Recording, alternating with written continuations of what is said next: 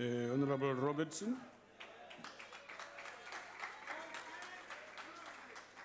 Thank you, Honourable Deputy Speaker. What is this obsession with private land? What is this obsession with private land? The ANC inherited land that the apartheid government stole, and they still have not given it open to the very people that deserve the land. Why don't you show us the route? Show us the route. Expropriate your own land, give it to the people. Expropriate the state's land and give it to the people. Ngeke suka ni. Abantu bayahlupheka. Abantu bayahlupheka. Nkosi yami. The ANC government do not have a land problem. We have a problem with the way the ANC are handling land. People were dispossessed of their land and their dignity by the discriminatory laws of the past. A painful past that can never be forgotten. But the ANC's call for expropriation is just a lazy attempt to divert attention away from the real reasons that lie at the heart of the slow pace of meaningful land reform and restitution.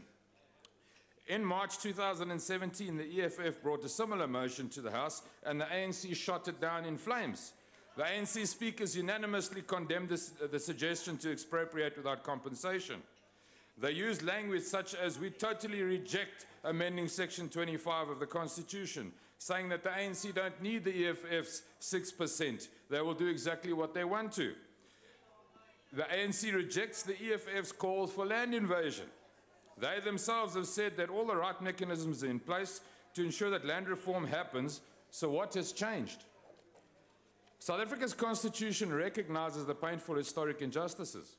The Bill of Rights seeks to ensure that the rights of all citizens are protected. Section 25 protects the rights of property ownership, but recognizes the use of different mechanisms, including expropriation, to ensure that the transfer of land occurs, but this is done in a just and equitable way.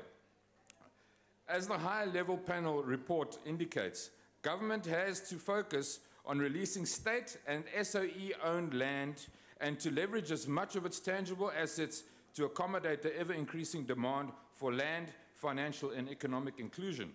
According to the latest land audit, the state still owns approximately 17 million hectares, Honourable Minister. 17 million hectares. This is why I ask about the obsession with private land. Releasing most of its poor assets, I beg your pardon. According to the latest land audit, the state still owns 17 million hectares of property.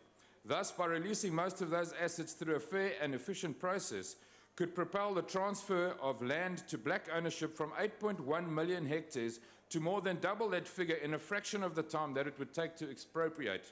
And this would be done without harming the economy. So why expropriate without compensation and not just release state-owned property? And while doing so, continue to uphold Section 25 of the Constitution. It is surely the logical place to start.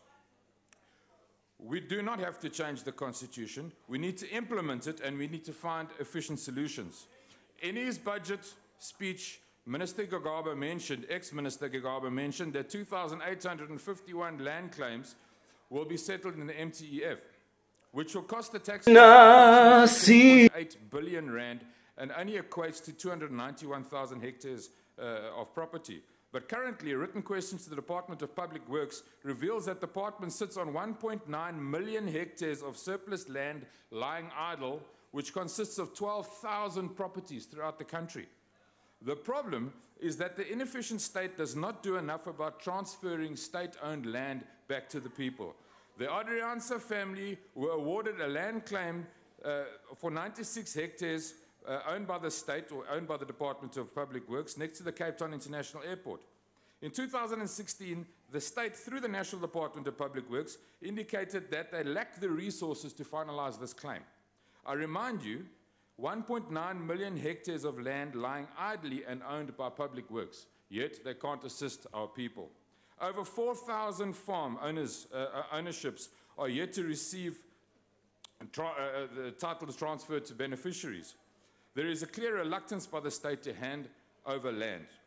The devastating failure rate of 90% of our land reform projects throughout South Africa is another reason why the constitutional changes cannot serve South Africa's best interests.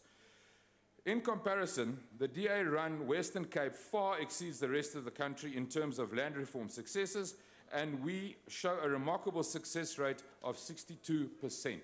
Isn't that wonderful? Honourable Member.